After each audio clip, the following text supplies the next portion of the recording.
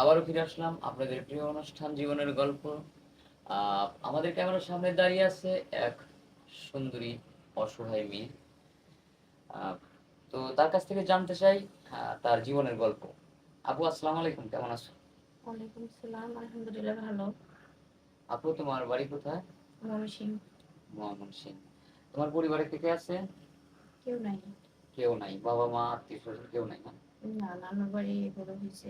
নানুর বাড়িতে বড় হয়েছে। হ্যাঁ, মানে কত বছর বয়সে তোমার বাবা মা মারা যায়? তোমার বয়স তখন কত? আমার মনে নাই। আমি দেখি নাই।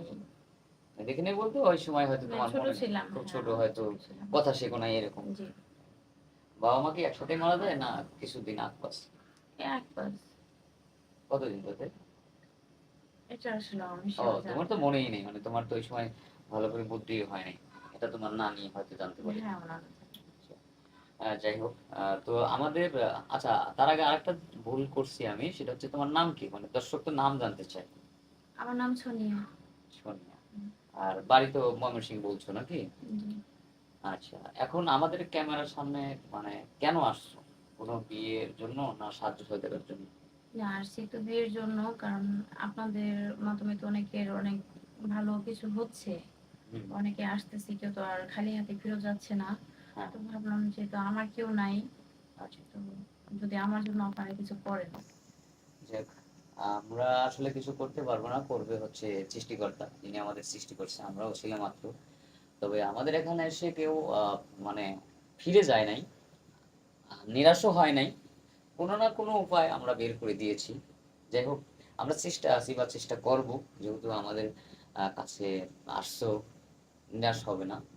তো আমরা ভিডিওটা পাবলিক করার পরেই অনেকেই নক দিবে। তো তোমাকে পাবে কিভাবে?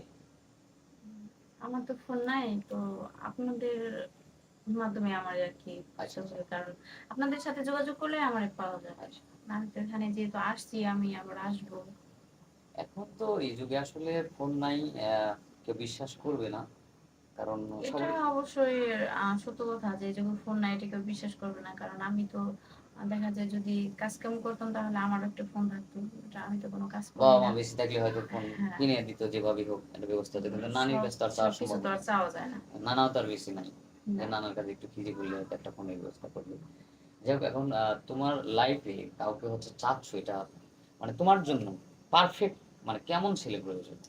আহ একটু প্রবাসী হলে সমস্যা নাই, বাট বয়স একটু বেশি হলেও সমস্যা নাই, কারণ যেহেতু আমার কিছু নাই। তো এরকম দায়িত্বশীল মানুষই তো লাগবে। যে দায়িত্বশীল আমার, মানুষ হ্যাঁ, যে লাগবে। আমার দায়িত্বটা নিতে পারবো, বা দেখা যায় যে আজকে নিলো কালকে ছেড়ে দিল, এটা তো সমস্যা। হ্যাঁ, যে অবশ্যই না সমস্যা। ছাড়বে, যে না, যে আমার দায়িত্বটা নিবে, যাই না শুনে সবকিছু মাইনেই নিবে, আর এরকম মানুষ আর কি বয়স যদি তার খুঁজছি। 40-45 হয়? হ্যাঁ, বয়স বেশি হলে সমস্যা নেই, সেটা তো বললাম। ছেলেটা যদি কালো হয়, সমস্যা আনস্মার্ট, নাই, হ্যাঁ। ছেলে কালো হলে সমস্যা কি? আনস্মার্ট হলেও সমস্যা নেই। না, না, যাই এটা হোক, সমস্যা নেই। অবশ্যই আমরা মন ভালো লাগবে যাতে আমারে বুঝে, যেহেতু আমার আপনজন নাই। হ্যাঁ, আমার অবশ্যই বুঝতে হবে। আচ্ছা, আচ্ছা, ঠিক আছে, বুঝতে পারছি। যাই হোক, আমরা আর স্কিপ বাড়াবো না। আপনারা শুনলেন অসহায় মেয়েটির কথা। তার কোনো ফোন নাম্বার নেই। আমাদের স্ক্রিনে নম্বরটা দেওয়া থাকবে, কেউ অযথা ভিডিও কল দিবেন না। আর সবারই শুভ কামনা করে বিদায় নিচ্ছি। আল্লাহ হাফেজ।